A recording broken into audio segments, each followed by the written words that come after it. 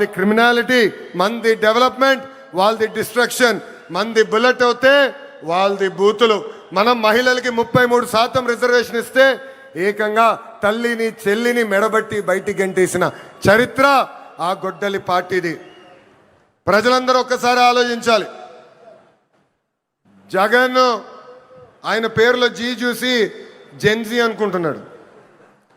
జగన్ పేరులో ఉన్న జీ గొడ్డలి, అందుకే ఆ పార్టీకి గొడ్డలి పార్టీ అని ఈరోజు పేరు పెడతాం జరిగింది.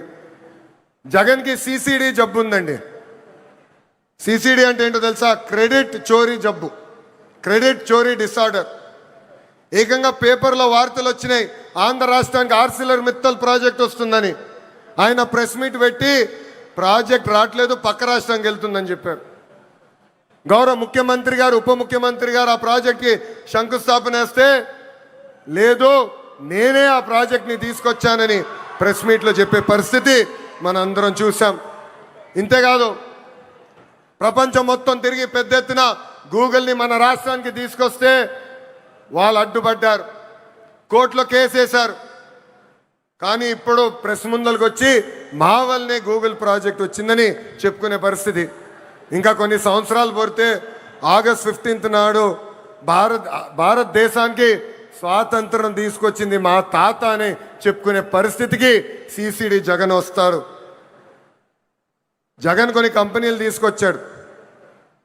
ఆ కంపెనీ పేర్లు మనందరం మర్చిపోయాం. ప్రజలందరూ ఒక్కసారి గుర్తు చేయాలనుకుంటున్నా. ఆ కంపెనీ పేర్లు Andhra gold, president medal, gold medal. అలాంటి కంపెనీలు తీసుకొచ్చిన చరిత్ర ఆ పార్టీది. Google, ఆసిలర్ Mittal, royal Enfield fighter jet తయారు చేసిన పరిశ్రమలు తీసుకొచ్చిన చరిత్ర మా ఎన్డీఏ ప్రభుత్వాన్ని. చిన్నప్పుడు 10th క్లాస్ పేపర్ లీక్లో టీచర్లు జగన్ని చితకబాదారంట. అందుకే టీచర్లు చూస్తే ఆయన చాలా కోపం, కక్ష. అధికారంలో ఉన్నప్పుడు మద్యం షాపుల ముందల కాపులాగా నిలబెట్టారు ఆయన టీచర్ని. ఏకంగా మనం డిఎస్సి విడుదల చేస్తే 226 కేసులు ఆ డిఎస్సి పైన వేశారు. ఎవరు ఊహించిన విధంగా 150 రోజుల్లో 16,347 పోస్టులు భర్తీ చేసిన ఘనత మన ఎన్డీఏ ప్రభుత్వాన్ని. నిన్న ప్రెస్ మీట్ నేను చూసా. జగన్ నన్ను ప్రశ్నించట్లేదు, గౌరవ ముఖ్యమంత్రి చంద్రబాబు నాయుడు గారిని ప్రశ్నించట్లేదు, ఆంధ్ర రాష్ట్ర ప్రభుత్వాన్ని ప్రశ్నించట్లేదు. రాజ్యాంగం రాసిన అంబేద్కర్ గారిని ప్రశ్నిస్తున్నారు, రిజర్వేషన్లు ప్రశ్నిస్తున్నారు, రాజ్యాంగాన్ని ప్రశ్నిస్తున్నారు. అందుకే ఈ సభాముఖంగా జగన్కి నేను హెచ్చరిక జారీ చేస్తున్నా. మీరు ఎన్ని జన్మలు ఎత్తినా డిఎస్సి పూర్తి చేసి ఇచ్చిన హామీ నిలబెట్టుకున్న ఘనత మాది. మళ్ళీ డిఎస్సి నిర్వహిస్తాం. నిరుద్యోగ యువకులకి పెద్ద ఎత్తున ఉద్యోగాలు కల్పించే బాధ్యత ప్రజాప్రభుత్వం తీసుకుంటుంది. ఈ జగన్కి కనీసం దేశభక్తి అన్న కూడా లేదు. మేమందరం పోరాడి పెద్ద ఎత్తున సాగర్ డిఫెన్స్ అన్న పరిశ్రమని ఆంధ్ర రాష్ట్రానికి తీసుకొచ్చాం. వాళ్ళు ఏకంగా భారతదేశం డిఫెన్స్ కోసం బోట్లు తయారు చేసే పరిశ్రమ. కావల్లో కనీసం 1000 మంది మత్స్యకారుల పిల్లలకి ఉద్యోగాలు ఇచ్చే పరిశ్రమను మేము తీసుకొస్తే ఏకంగా వాళ్ళపైన ఆరోపణలు చేసి ఆ పరిశ్రమను కూడా తిప్పి పంపించాలని ప్రయత్నించారు. ఇప్పుడు విశాఖ ఉక్కు పైన కూడా మాట్లాడుతున్నారు. 2 సార్లు విశాఖ ఉక్కు సంక్షోభంలో పడితే ఆ ఉక్కు ఫ్యాక్టరీని కాపాడిన ఘనత, చరిత్ర ఒక ఎన్డీఏ ప్రభుత్వాన్ని. ఆనాడు ప్రధానిగా నరేంద్ర మోడీ గారు, ముఖ్యమంత్రిగా చంద్రబాబు నాయుడు గారు ఇద్దరు కలిసికట్టుగా పోరాడి విశాఖ ఉక్కుని ఒక్కసారి కాపాడారు. దాని ముందల వాజ్పేయి గారు ప్రధానమంత్రిగా ఉన్నప్పుడు, చంద్రబాబు నాయుడు గారు ముఖ్యమంత్రిగా ఉన్నప్పుడే మళ్ళీ విశాఖ ఉక్కుని మనం కాపాడుకుంటాం జరిగింది. మన విశాఖ ఉక్కులో ఒక యాక్సిడెంట్ జరిగింది. 9 మంది కార్మికులు చనిపోయారు. యాక్సిడెంట్ జరిగిన 3 గంటల్లో హోంమంత్రి గారు అక్కడికి వెళ్ళారు. 6 గంటల్లో కేంద్ర ఉక్కు శాఖ మార్చులు వచ్చారు. 12 గంటల లోపల ఏకంగా గౌరవ ఉప ముఖ్యమంత్రి గారు, నేను కూడా వెళ్తాం జరిగింది. అక్కడ కార్మికులు కలిసాం, చనిపోయిన కుటుంబాలని పరామర్శించాం.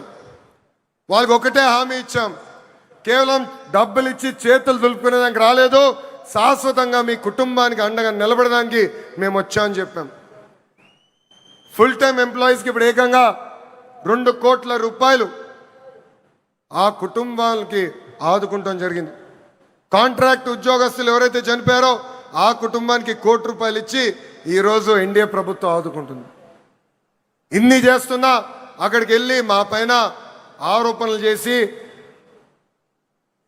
ఇచ్చే 2 కోట్లు వద్దు, 1 కోటి రూపాయలే ఇవ్వండి అని చెప్పే పరిస్థితికి వచ్చాడు పులివెందల శాసన సభ్యుడు. ఇది ప్రజలందరూ గుర్తుపెట్టుకోవాలని ఈ సభాముఖంగా కోరుతున్నాం.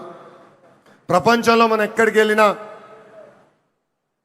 భారతదేశ వైపు అందరు చూస్తున్నారంటే దానికి కారణం మన నమో గౌరవ ప్రధానమంత్రి శ్రీ నరేంద్ర మోడీ గారు.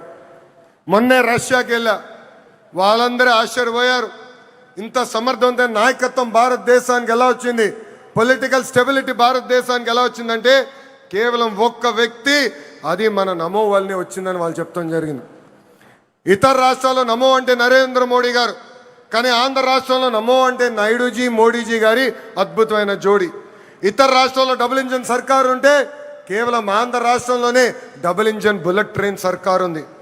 ఈరోజు ఈ డబుల్ ఇంజన్ బుల్లెట్ ట్రైన్ సర్కారు వల్లనే మనం విశాఖ ఉక్కుని కాపాడుకున్నాం, అమరావతి పోలవరానికి కావాల్సిన నిధులు తీసుకొచ్చాం, ఎప్పుడో రావాల్సిన ఏకంగా విశాఖ రైల్వే జోన్ను కూడా మనం తీసుకొస్తాం జరిగింది. ఇంతేకాదు ఫైటర్ జెట్ ఆమ్కా ప్రాజెక్ట్ని తీసుకొచ్చాం. త్వరలో కర్నూలులో కూడా హైకోర్టు బెంచ్ ఏర్పాటు చేసే బాధ్యత ఈ డబుల్ ఇంజిన్ బుల్లెట్ ట్రైన్ సర్కారు తీసుకుంటుందని ఈ సభాముఖంగా ప్రజలందరికీ తెలియజేస్తున్నాం. రాయలసీమను రాయలసీమగా మార్చిన ఘనత ఎన్డీఏది. 1,00,000 కోట్ల పెట్టుబడితో ఈరోజు మిషన్ రాయలసీమకి మనం శ్రీకారం చుడుతున్నాం. రాయల్ ఎన్ఫీల్డ్ వచ్చింది సీమకి, ఎల్జీ ఎలక్ట్రానిక్స్ వచ్చింది సీమకి, ఏసీ తయారు చేసే కెరియర్ వచ్చింది మన సీమకి. అంతేకాదు రిలయన్స్ ఇండస్ట్రీస్ కూడా వచ్చింది మన సీమకి. That is the commitment of NDA government for Rayalaseema అని ఈ సభాముఖంగా తెలియజేస్తున్నాం. తెలుగుదేశం పార్టీ, జనసేన, భారతీయ జనతా పార్టీ అనేది ఒక పెద్ద కుటుంబం. కుటుంబం అన్నప్పుడు చిన్న సమస్యలు రావచ్చు, మనందరం కూర్చుని మన సమస్యలు పరిష్కరించుకోవాలి. ఆ బాధ్యత ఇక్కడున్న నాయకులందరిపైన ఉంది. కూటమి ధర్మాన్ని అందరం కలిసికట్టుగా కాపాడుకోవాలి. అహంకారం మనకు వద్దు. అహంకారం వస్తే ఏమవుతుందో మనందరం చూసాం. 151 స్థానాలు 11 అయినాయి. ఇది మనందరం గుర్తుపెట్టుకొని ప్రజల్లోకి వెళ్దాం, ప్రజల్లో చైతన్యం తీసుకొద్దాం, ప్రజలకి అండగా నిలబడదామని ఈ సభాముఖం మిమ్మల్ని అందరినీ నేను కోరుతున్నా. ప్రజాప్రభుత్వం కొనసాగింపు అనేది చాలా చాలా అవసరం. మనం చూసాం, ఒక గుజరాత్, ఒక ఒరిస్సాలో వరుసగా ఒకే ప్రభుత్వ అధికారంలోకి వచ్చగల ఎంత అభివృద్ధి చెందినాయో. పెద్ద ఎత్తున పెట్టుబడులు వచ్చినాయి, పెద్ద ఎత్తున రోడ్లు వేసుకున్నారు, కరెంట్ ఛార్జీలు తగ్గించుకున్నారు, ముందరికెళ్ళారు. కానీ ఆంధ్ర రాష్ట్రంలో 2014 నుంచి 19 వరకు ఎన్డీఏ ప్రభుత్వం, దాని తర్వాత గొడ్డలి పార్టీ ప్రభుత్వం వచ్చిన తర్వాత మనం ఎంత నష్టపోయామో మనందరూ తెలుసు. దయచేసి ఇది మనందరం గుర్తుపెట్టుకోవాలి. ప్రభుత్వం కొనసాగింపు అనేది ఎందుకు అవసరమో ప్రజలందరి దగ్గరికి వెళ్ళి చెప్పాలని ఇక్కడున్న కార్యకర్తలందరినీ నేను కోరుకుంటున్నాను. నేను ఫైనల్గా చెప్పేది ఒకటే, ఎన్డీఏతో వికాసం, గొడ్డలి పార్టీతో విధ్వంసం. గొడ్డలి పార్టీ రాష్ట్రానికి హానికరమని మనం తొక్కిన ప్రతి గడపకి చెప్పాలని ఈ సభాముఖం మిమ్మల్ని అందరినీ కోరుకుంటూ, నాకింత అద్భుతమైన అవకాశం ఇచ్చిన ప్రజలందరికీ పేరు పేరున నా హృదయపూర్వక ధన్యవాదాలు తెలుపుకుంటూ మీ అందరి దగ్గర నుంచి సెలవు తీసుకుంటున్నాం. చంద్రబాబు నాయుడు గారి నాయకత్వం, చంద్రబాబు నాయుడు గారి నాయకత్వం, పవన్ అన్న నాయకత్వం.